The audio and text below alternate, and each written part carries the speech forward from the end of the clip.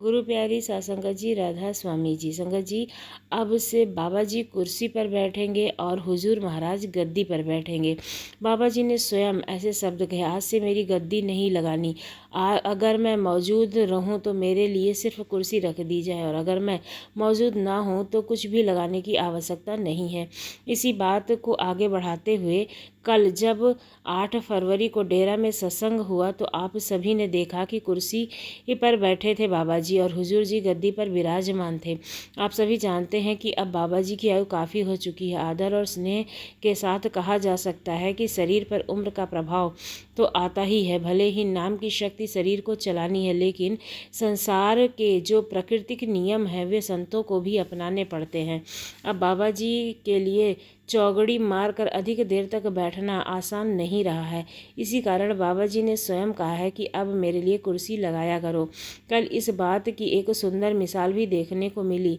सत्संग से लगभग 3.5 घंटे पहले बाबा जी पंडाल में आए, सेवादारों को बुलाया और बताया कि कुर्सी कहाँ रखनी है, स्टेज की व्यवस्था कैसे होनी चाहिए। सब कुछ बड़े प्रेम से समझाया।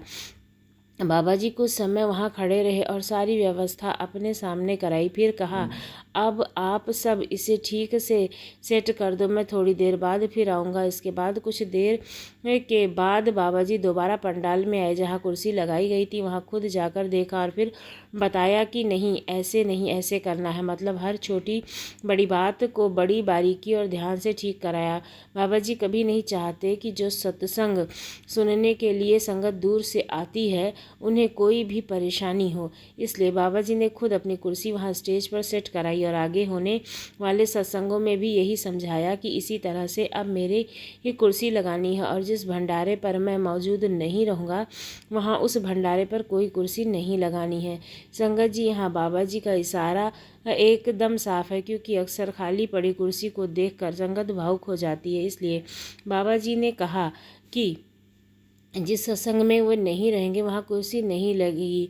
स्वयं विचार कर सकते हैं कि मुख्य गद्दी पर बाबा जी ने हुजूर जी को विराजमान कर दिया है, क्योंकि बाबा जी के लिए बैठना अब थोड़ा कठिन हो गया है। इसलिए आगे से बाबा जी स्टेज पर कुर्सी पर बैठेंगे और गद्दी पर हुजूर जी विराजमान रहेंगे। यह व्यवस्था अब आपको हमेशा व्यास में देखने को मिलेगी। इसके साथ एक और बहुत महत्वपूर्ण बात जुड़ी है।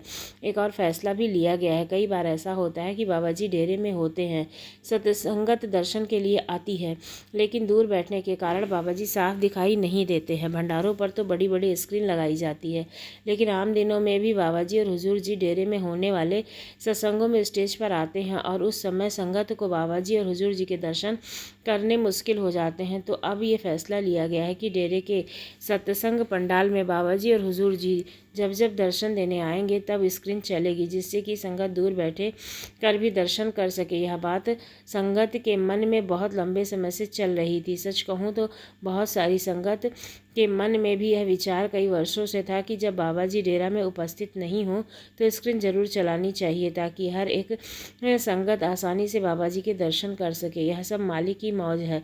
जो कुछ भी मालिक करता है वह उसकी मौज पर निर्भर करता है। कहते हैं कि परमात्मा हर जगह मौजूद है, लेकिन वो हमें नज़र नहीं आता है। तो ऐसा क्यों होता है? आज की साखी इसी पर है।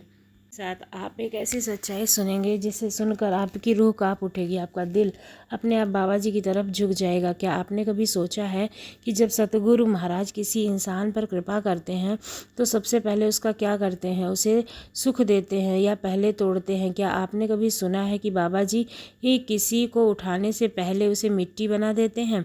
आज की यह महासाखी एक ऐसे युवक की है जिसे दुनिया ने ठुकराया, जिसके पास ना पैसा था, ना सहारा और ना कोई अपना था, लेकिन बाबा जी ने उसी को चुना और इतना ऊंचा उठाया कि आज उसने नाम लेने मात्र से ही बीमारी ठीक हो जाते हैं, टूटे हुए दिल जुड़ते हैं और भटकी हुई आत्माएं रास्ते पर आ जाती हैं। लेकिन संगत जी, सच्चाई के पीछे ऐसी भयानक परीक्षा छुपी है जिन्हें सुनकर आपके रोंगटे खड़े हो जाएंगे। आज आप जानेंगे कि कौन सा रहस्य था जिसे बाबा जी ने सालों तक छिपाए रखा, और कौन सा वचन था जिसने एक गिरे हुए इंसान को मालिक का सच्चा सेवक बना दिया। इसलिए गुरु प्यारी साध संगत जी, कृपया इस साखी को पूरा सुने। उत्तर भारत के एक छोटे से कस्बे में एक युवक रहता था। उसका नाम था अमनदीप। अमनदीप ना अमीर था ना गरीब, उससे ऊंचे खानदान से था। वह उसके पास एक दौलत थी, श्रद्धा। हर सुबह उठकर वह सबसे पहले बाबा जी का नाम लेता, फिर अपनी बूढ़ी माँ के पैर छूता। उसकी माँ अक्सर कहा करती, बेटा जिसका सहारा बाबा जी हो उसे कोई भी कुछ कर नहीं सकता। अमनदीप दिन में मजदूरी करता, रात को थका हुआ घर लौटता, पर थकान से ज़्यादा उसके चेहरे पर संतोष होता, क्योंकि वो जानता था कि मैं मेहनत कर रहा हूँ। बाबा जी देख रहे, इसी कस्बे में एक सादगी भरी लड़की रहती थी। नाम था सिमरन कौर। सिमरन कौर बचपन से ही भक्ति में रुचि रखती थी। उसकी भी एक इच्छा थी, जीवन में ऐसे साथी मिले कि जो बाबा जी के दिखाए रास्ते पर ही चले। समय था, अमनदीप और सिमरन कौर का रिश्ता तय हुआ, शादी की तारीख भी तय हो गई थी। घर में हलचल थी, पर अमनदीप के मन में एक ही इच्छा थी, काश शादी वाले दिन बाबा जी के दर्शन हो जाए। इसी बीच कस्बे में खबर फैल गई, बाबा जी संगत को दर्शन देने आने वाले हैं। यह सुनते ही अमनदीप का दिल धड़कने लगा। उसने माँ से कहा, माँ अगर इसी दिन बाबा जी के दर्शन हो गए तो सचमुच मेरी शादी सफल हो जाएगी। माँ मुस्कुराई, बेटा जिसे बाबा जी बुलाते हैं उसे रास्ता खुद मिल जाता है। शादी का दिन आया, बारात सज चुकी थी, ढोल बज रहे थे, पर अमनदीप का मन कहीं और था। उसी समय किसी ने खबर दी, बाबा जी का काफिला इसी रास्ते से गुजरेगा। अमनदीप ने तुरंत कहा, पहले बाबा जी के दर्शन फिर बारात आगे बढ़ेगी। कुछ लोग नाराज हुए, पर अमनदीप टस से मस नहीं हुआ। बारात मोड़ दी गई। थोड़ी देर में काफिले की गाड़ियां दिखाई दी, संगत उमड़ पड़ी, जयकारे गूंज उठे। जब बाबा जी गाड़ी से उतरे, पूरा वातावरण जैसे थम गया। अमनदीप की आंखों में आंसू बहने लगे। वो भीड़ चीर कर आगे पहुंचा और हाथ जोड़कर खड़ा हो गया। बाबा जी की नज़र सीधे अमनदीप पर पड़ी। बाबा जी रुके और धीरे से बोले, बेटा आज तूने मुझे चुना है, एक दिन ऐसा आएगा जब मैं तुझे चुनूंगा। इतना कहकर बाबा जी ने उसके सिर पर हाथ रखा। अमनदीप फूट फूट कर रो पड़ा। उसे लगा मानो उसे पूरी दुनिया मिल गई। संगत जी, यहीं से एक अद्भुत यात्रा शुरू हुई। गुरु प्यारी साथ संगत जी, जिस पर बाबा जी हाथ रख दें उसका रास्ता सीधा नहीं होता, उसका रास्ता पवित्र होता है, और पवित्र रास्ता हमेशा कठिन परीक्षाओं से गुजरता है। अमनदीप की शादी बड़े प्रेम और श्रद्धा से संपन्न हुई। सिमरन और कौर ससुराल आई। उसका घर छोटा था, उसमें कमरा भी एक ही था। वह बहुत बड़े दिल की थी। पूरी रात अमनदीप और सिमरन कौर बाबा जी की तस्वीर के सामने फर्श पर बैठे। अमनदीप बोला, आज से हम दोनों की जिंदगी बाबा जी के हवाले। सिमरन कौर की आंखें नम हो गई। उसने सिर झुकाकर कहा, जो भी सुख दुख आए मैं अब आपके साथ चलूंगी। कुछ दिन सब ठीक चला। अमनदीप रोज मजदूरी करके आता। एक दिन जिस फैक्ट्री में वो काम करता था वो अचानक बंद हो गई। सैकड़ों मजदूर बेरोजगार हो गए। उसने से एक अमनदीप भी था। घर आकर उसने कुछ नहीं कहा, पर माँ सब समझ गई। सिमरन कौर भी जान गई कि मुश्किल घड़ी आ गई है। सिमरन रात को तीनों बाबा जी के सामने बैठे। अमनदीप बोला, बाबा जी आपने कहा था कि आप मेरे साथ हो, आप भरोसा रखने की बारी है। अगले दिन से अमनदीप काम की तलाश में निकलने लगा। हर गली, हर दुकान, हर गोदाम पर हर जगह उसे एक ही जवाब मिलता, काम नहीं है। दिन गुजरते गए, घर का राशन खत्म होने लगा, माँ की दवाइयाँ भी खत्म होने लगी। एक शाम सिमरन कौर ने अपनी चूड़ियाँ उतार कर मेज पर रख दी और बोली, इन्हें बेच दीजिए, पहले माँ की दवा लाना ज़रूरी है। अमनदीप का दिल काँप उठा। उसी रात को छत पर अकेले बैठ गया और आसमान की ओर देखने लगा। पहली बार उसकी आवाज़ काँप उठी, बाबा जी अगर मैं गलत हूँ तो मुझे सज़ा दीजिए, पर मेरे परिवार को मत रुलाओ। अचानक हवा तेज चलने लगी, दिया बुझ गया और उसी अंधेरे में अमनदीप को किसी के कदमों की आहट सुनाई दी। वे चौंक उठा। दरवाजे के बाहर एक बुजुर्ग खड़े थे, फौजी जैसी काठी, सीधी कमर और आंखों में एक अजीब सी चमक। बुजुर्ग बोला, बेटा काम चाहिए? अमनदीप सन्न रह गया। उसने लड़खड़ाती आवाज़ में कहा, जी हाँ। बुजुर्ग मुस्कुराए और बोले, सुबह 4 बजे पुराने बस स्टैंड आ जाना। इतना कहकर वो वहाँ से चले गए। अमनदीप देर तक उसी दिशा में देखता रहा। उसे समझ नहीं आ रहा था कि यह सपना था या हकीकत। उसके दिल में एक अजीब सा भरोसा जागा। संगत जी, बाबा जी ने मदद का पहला दरवाज़ा खोल दिया था। प्यारी संगत, बाबा जी किसी की सुन लेते हैं तो उत्तर शब्दों में नहीं बल्कि घटनाओं के रूप में देते हैं। रात भर अमनदीप को नींद नहीं आई। बार बार वही बुजुर्ग चेहरा उसकी आंखों के सामने घूमता रहा। सुबह 3 बजे वो उठ गया, स्नान किया, बाबा जी तस्वीर के आगे माथा टेका और घर से निकल पड़ा। सड़कों पर सन्नाटा था। पुराना बस स्टैंड जर्जर सा खड़ा था, वहाँ कोई नहीं था। मनदीप को लगा शायद वो सब एक सपना था। वो निराश होकर मुड़ने ही वाला था, तभी पीछे से आवाज़ आई, आ गया बेटा। अमनदीप चौंक गया। वही बुजुर्ग, वही फौजी जैसी काठी। बुजुर्ग बोला, डर मत, आज से तू मेरे साथ चलेगा। अमनदीप ने हिम्मत जुटाकर पूछा, कौन सा काम है? बुजुर्ग ने बस इतना कहा, पहले चल फिर बताएंगे। वे दोनों शहर से बाहर निकले। कच्चे रास्ते, चारों तरफ अंधेरा। कुछ दूर जाकर पुराना आश्रम दिखाई दिया, टूटी दीवार, झाड़ियाँ और गहरा सन्नाटा। बुजुर्ग बोला, यही काम है। अमनदीप हैरान था। उसने पूछा, यहाँ? बुजुर्ग ने दरवाज़ा खोला। अंदर एक दिया जल रहा था और दिए के सामने बाबा जी की बड़ी तस्वीर लगी थी। उसे देखते ही अमनदीप की आंखें भर आईं। बुजुर्ग बोला, इस आश्रम की सेवा करनी है, सफाई, पानी भरना, लकड़ी लाना, भोजन बनाना। अमनदीप हिचकिचाते हुए पूछा, पैसे कितने मिलेंगे? बुजुर्ग मुस्कुराए और बोले, जो मिलेगा उससे तुम्हारा घर चल जाएगा। अमनदीप को कुछ समझ नहीं आया, फिर भी उसने श्रद्धा से सिर झुकाया। पहले दिन उसने पूरे आश्रम की सफाई की। शाम को बुजुर्ग ने उसे सादी रोटी और दाल दी। अमनदीप ने अपने जीवन में कभी इतनी शांति से खाना नहीं खाया था। रात को वहीं सो गया। दिन में नींद में उसने एक सपना देखा। साक्षात बाबा जी उसी आश्रम में खड़े हैं, मुस्कुरा रहे और कह रहे हैं, सेवा ही असली पूजा है। सुबह उठते ही अमनदीप रो पड़ा। उसे अब समझ आ गया था कि कोई साधारण जगह नहीं है, यह तो बाबा जी की रचना है। असली खेल तो अब शुरू होने वाला था। अब अमनदीप को आश्रम आए हुए 7 दिन हो चुके थे। हर दिन वही सेवा और बाबा जी की तस्वीर के सामने बैठकर सिमरन करना। बुजुर्ग फौजी बहुत कम बोलता था, लेकिन जब भी बोलते थे सीधे दिल में उतर जाने वाली बात। एक सांप अमनदीप ने हिम्मत करके पूछा, बाबा जी आप कौन हैं? बुजुर्ग मुस्कुराए और बोले, जो समझ ले वही हूँ, जो ना समझ पाए उसके लिए कुछ नहीं। अमनदीप चुप हो गया। उसी रात एक भयानक तूफान आया। तेज आंधी, मूसलाधार बारिश, बिजली वैसी कड़क जैसे पहले कभी नहीं देखी हो। आश्रम की छत से पानी टपकने लगा। अमनदीप उसे रोकने के लिए बाल्टी लगाने लगा, तभी बाहर से एक चीख सुनाई दी, बचाओ।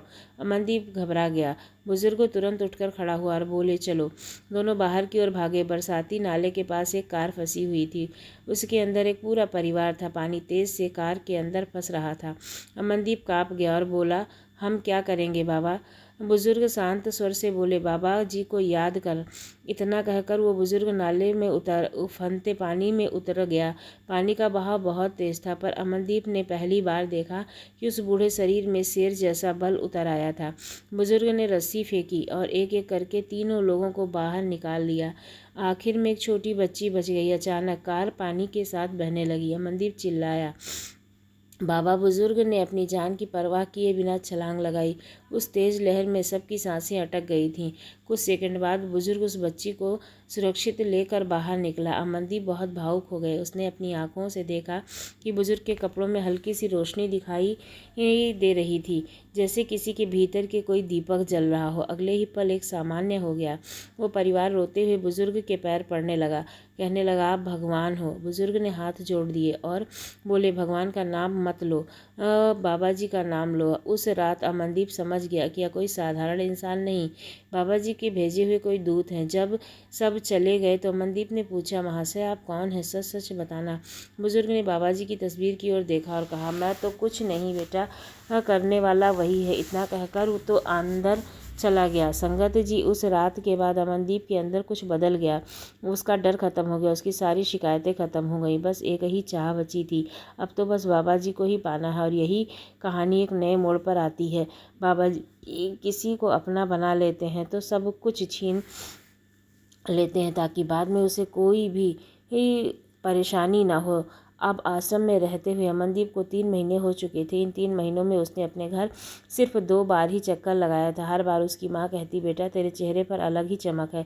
सिमरन कौर चुप रहती, पर उसकी आंखों में बहुत से सवाल होते। लेकिन एक दिन अमनदीप जब घर पहुंचा, वहाँ का माहौल बिल्कुल बदल चुका था। घर के बाहर 2 आदमी खड़े थे।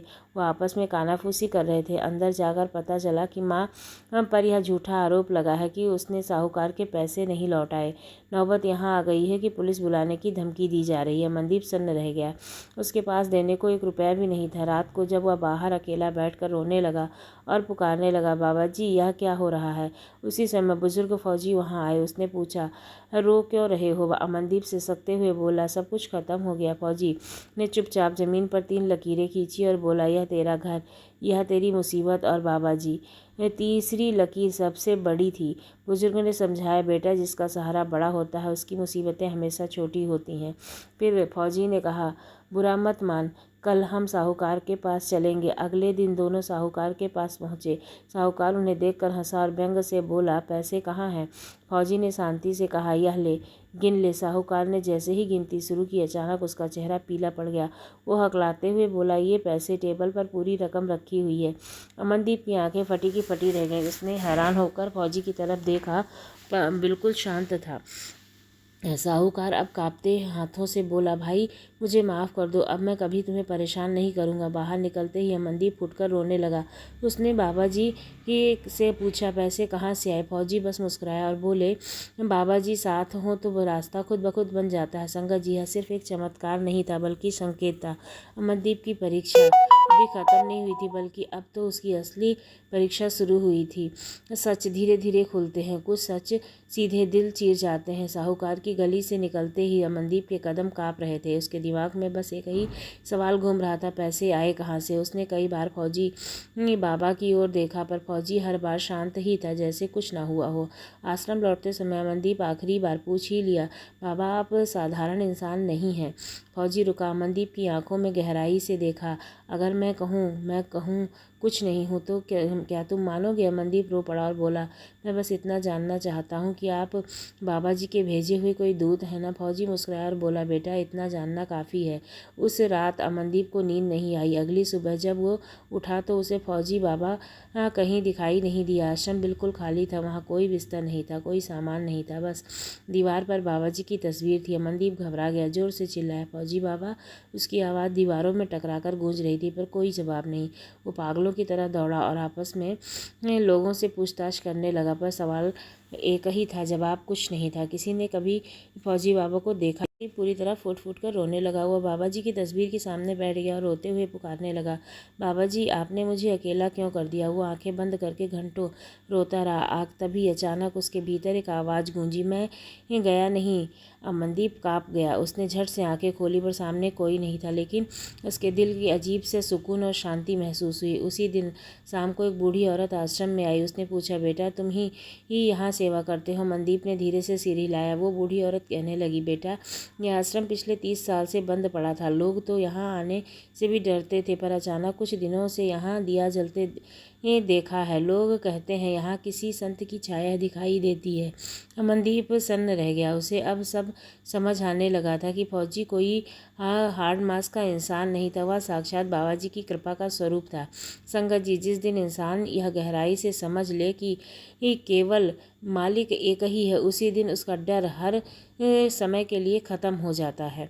अमनदीप आश्रम में अकेला था, पर पहले से कहीं अधिक मजबूत और विश्वास के साथ। संगत जी, मालिक को पाने का रास्ता बाहर से नहीं अंदर की ओर आता है। अंदर जाने से पहले इंसान को खुद से निकलना पड़ता है। संगत जी, फौजी बाबा के जाने के बाद अमनदीप पूरी तरह से आश्रम की सेवा करने लगा। अब वो किसी से कुछ नहीं मांगता, ना पैसे ना सहारा। रोज़ सुबह 4 बजे उठता, स्नान करता, बाबा जी की तस्वीर के सामने बैठकर लंबा सिमरन करता। कई घंटे बस। धीरे धीरे उसका मन बदलने लगा। पहले उसे अपना घर, अपनी पत्नी, सिमरन और उसकी माँ की याद आती थी, पर अब नहीं, केवल बाबा जी। कभी उसकी आंखों में आंसू अपने आप बहने लगते। उसे समझ नहीं आता कि आंसू क्यों आ रहे हैं, पर दिल बिल्कुल हल्का हो जाता। एक रात उसे बहुत तेज बेचैनी हुई। वो बाहर आंगन में बैठ गया और आसमान की तरफ देखकर पुकार उठा, बाबा जी मुझे अपना बना लो।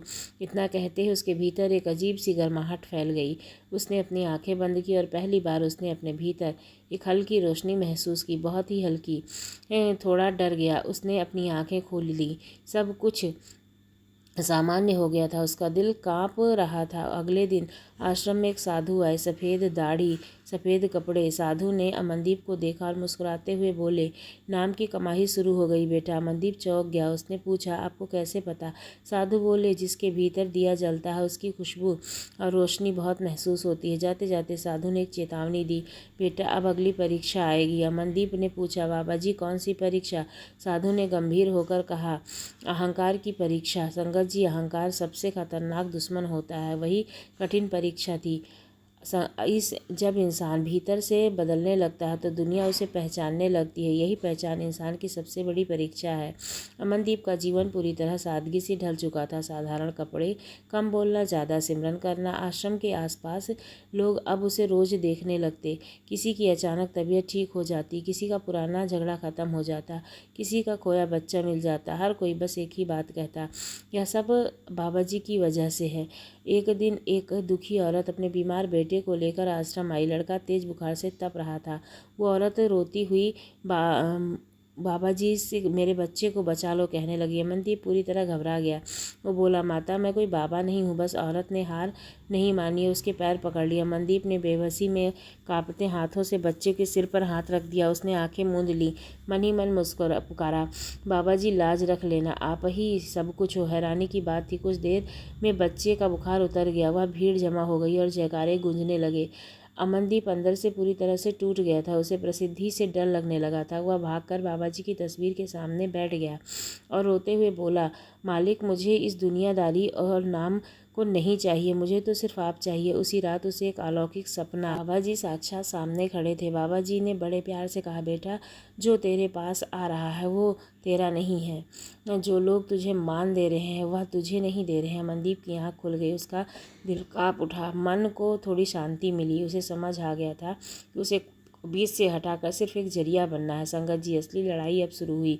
जब इंसान अपने आप को छोटा मानता है, मालिक उसको बड़ा मानता है। जिस दिन इंसान खुद को बड़ा मानने लगता है उसी दिन उसका पतन शुरू होता है। अमनदीप बाहर से शांत था, भीतर एक हलचल शुरू हुई। जब लोग उसे शांत करते तो उसको मना करते, पर मन में किसी अनजान होने की एक हल्की सी खुशी भी उठती। लोग उसे मान देते थे। उसी विचार को बीज था जो अहंकार का रूप ले सकता था। एक दिन आश्रम में एक बहुत बड़ा और अमीर व्यापारी आया, महंगी गाड़ी, साथ में नौकर चाकर। उसने झुककर बड़े विनम्र भाव से कहा, बाबा जी मेरे बिजनेस में करोड़ों का घाटा हो गया है, मेरा सब कुछ दांव पर लगा है, कृपया कर मुझे कुछ बताइए। मनदीप ने साफ कहा, भाई मैं कुछ नहीं कर सकता, सब कुछ मालिक की रज़ा पर है। पर व्यापारी ने उसे जिद नहीं छोड़ी। उसने मेज पर लाखों रुपए की गड्डियां रख दी और बोला, यह आश्रम की सेवा के लिए, आप बस मेरा काम करवा दो। अमनदीप का हाथ कांप गया। उसने अपने जीवन में पहली बार पैसा देखा था। एक पल के लिए मन से आवाज़ आई, इतने पैसे तो घर की तंगी, माँ का इलाज और आश्रम की पूरी मरम्मत हो जाएगी। तुरंत भीतर से दूसरी आवाज़ आई, सावधानी है तुम्हारी परीक्षा। अमनदीप ने जोर से आंखें बंद कर लीं और कांपती आवाज़ में बोला, मुझे कुछ नहीं चाहिए, इन्हें ले जाइए। वह व्यापारी नाराज होकर वहाँ से चला गया। लेकिन उस रात अमनदीप को नींद नहीं आई। वही नोटों की गड्डियाँ बार बार उसके सामने घूमती। अगली सुबह उसे खबर मिली कि व्यापारी की हालत और भी ज़्यादा बिगड़ गई है। अब लोग दबी जुबान में कानाफूसी करने लगे। अमनदीप ने मदद नहीं की, इसलिए उसके साथ ऐसा हुआ। यह बात अमनदीप के दिल में किसी तरह तीर की तरह चुभी। उसने मन में विचार किया, अगर मैं पैसे ले लेता तो शायद उसकी मदद हो जाती। यहीं से अहंकार से उसका दूसरा और सूक्ष्म कर्ता भाव दिखाई दिया। उसने भीतर विचार करने लगा, मैं कर सकता था, मेरी वजह से ऐसा हुआ।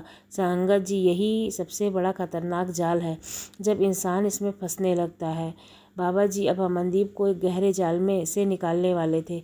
संगत जी, बाबा जी सबसे ज़्यादा चाहते हैं सबसे पहले पूरी तरह से तोड़ते हैं ताकि बाद में उसे अपना रूप दे सकें। अमनदीप के मन में अब अजीब सा भारीपन रहने लगा। उसे पहले जैसा हल्का नहीं महसूस होता था। वो नाम तो लेता पर ध्यान नहीं लगाता, सिमरन के लिए बैठता पर मन इधर उधर भागता। एक रात उसने तड़प कर बाबा जी से प्रार्थना की, मालिक अगर मुझसे कोई गलती हुई है तो मुझे सजा दो, पर मुझे खुद से दूर मत करो। उसी रात उसे एक भयानक सपना आया। उसने देखा पूरा आश्रम जल रहा है। बाबा जी की तस्वीर नीचे गिर गई। लोग मदद के लिए चिल्ला रहे हैं। वो बचाने के लिए दौड़ना चाहता है पर उसे के पैर में पत्थर पड़ जाते हैं। अचानक वो ज़मीन पर गिर जाता है और कड़कती आवाज़ सुनाई देती है, अब देख कि तो कुछ भी नहीं है। अमनदीप घबरा कर बैठा, उसका पूरा शरीर पसीने से भीग गया था। अभी सुबह हुई थी। एक बहुत बड़ी खबर आई, आश्रम की ज़मीन पर सरकार ने अपना दावा किया है। दीवार पर एक नोटिस चिपका दिया जिस पर लिखा था, 3 दिन के भीतर यह खाली करो। लोग घबरा गए और सब उम्मीद भरी नज़रों से अमनदीप को देखने लगे। अब क्या होना था? बाबा जी कुछ कीजिए। अमनदीप चुप था। उसने भीतर एक गहरा डर बैठ गया था। पहली बार उसे बेबसी महसूस हुई। उसे लगा, मैं तो कुछ नहीं। वो हार कर बाबा जी की तस्वीर के सामने बैठ गया और मन ही मन वंदना करने लगा, मालिक अब आप ही संभालो, मैं हार गया। 3 दिन बीत गए, कोई चमत्कार नहीं हुआ, ना कोई समाधान निकला, कोई रास्ता नहीं। आश्रम के बाहर बुलडोज़र आकर खड़ा हो गया। अमनदीप वहीं निढाल खड़ा था, उसकी आंखों में आंसू बहने लगे। तभी उसके अंतर मन में एक शांत आवाज़ आई, क्या अब भी मुझ पर भरोसा है? अमनदीप ने कांपते हुए हाथ जोड़ दिया। कहा, मालिक, अगर यही आपकी रज़ा है तो मुझे मंजूर है। यह आश्रम आपका है, आप जैसा चाहो ऐसा करो। तभी अचानक एक फ़ोन आया। बुलडोज़र की गड़गड़ाहट रुक गई। एक सरकारी अफसर भागता हुआ आया और हाँफते हुए बोला, हमने बहुत बड़ी गलती कर दी है। कागजों की जांच के बाद पता चला कि यह ज़मीन पुराने धार्मिक ट्रस्ट की है, इसे कोई नहीं हटा सकता। नोटिस फाड़ दिया गया। सब लोग स्तब्ध रह गया। मनदीप वहीं ज़मीन पर बैठ गया और फूट फूट कर रोता रहा। मालिक, सच है, करने वाले आप ही हो, मैं तो एक पुतला था। संगत जी, मनदीप के भीतर जो अहंकार था वो ख़त्म हो चुका था। अब वो इंसान की तरह टूट गया था। जब इंसान पूरी तरह खाली हो जाता है तो उसके भीतर एक दिव्य शक्ति उमड़ती है। संगत जी, अमनदीप अब रोज़ आश्रम में किसी कोने में चुपचाप बैठता और वो बाबा जी को याद करता। उसके मन में कोई भी सवाल जवाब नहीं होता, बस यही कहता कि मैं आपका सेवक हूँ। लेकिन अब तो यह सोचना भी छोड़ चुका था। बस घंटों में, कभी कभी पूरी रात वह अपनी ही अवस्था में बैठा रहता। एक रात भजन और सिमरन करते करते उसके भीतर अजीब सी घटना हुई। नाम अपने आप चल रहा था, ना होठ हिल रहे थे, न शब्द। उसे बस ऐसा महसूस हुआ जैसे उसके भीतर कोई जप रहा हो। अचानक उसे शरीर पर थोड़ा सा ऊपर उठ रहा था। उसे डर नहीं लगा, बस एक बहुत गहरा अंधेरा।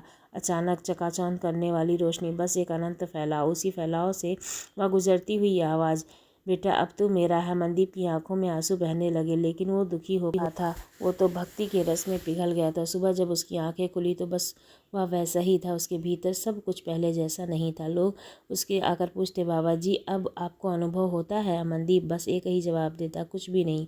सच तो यह है कि परमात्मा एक ही है। उसी दिन वही बुजुर्ग फौजी दोबारा आश्रम में आया। इस बार उसकी आंखों में गहरा डर था। उसने कहा, मनदीप, डॉक्टरों ने जवाब दिया है मेरी बीमारी लाइलाज है, अब कोई उम्मीद नहीं बची है। मनदीप चुपचाप सुनता रहा। फौजी फिर बोला, बाबा जी ने मेरे लिए कुछ कहो, कुछ विनती करो। मनदीप ने पहली बार शांति से मुस्कुराकर कहा, मैं कुछ नहीं करूँगा, तू खुद कर। फौजी ने रोते हुए अपनी आंखें बंद की और दिल से पुकारा, मालिक, जो तुम्हारी रजा हो उसी पर खुश हूँ। तभी अमनदीप आगे बढ़कर बस उसका हाथ पकड़ लिया। ना कोई मंत्र, ना कोई पाठ, ना कोई क्रिया, बस गहरा मौन छा गया। 2 महीने बाद उस फौजी की मेडिकल रिपोर्ट आई। डॉक्टर हैरान थे, बीमारी का नामो निशान मिट चुका था। फौजी दौड़ता हुआ आया, रोते हुए बोला, अमनदीप, तुमने चमत्कार कर दिया। अमनदीप ने बड़े ही धैर्य से कहा, भाई, ना मैंने कुछ किया है, ना कोई चमत्कार किया है, बस सब मालिक की रज़ा पर हुआ है। तब से उसके अंदर की चीज़ ख़त्म हो गई थी। बस उसे सिर्फ बाबा जी का नाम ही सुनाई देता था और बाबा जी के ही सहारे वह सब कुछ करने लगा। तो दोस्तों, यहीं पर साखी करती हूँ समाप्त। मिलती हूँ अगली वीडियो में।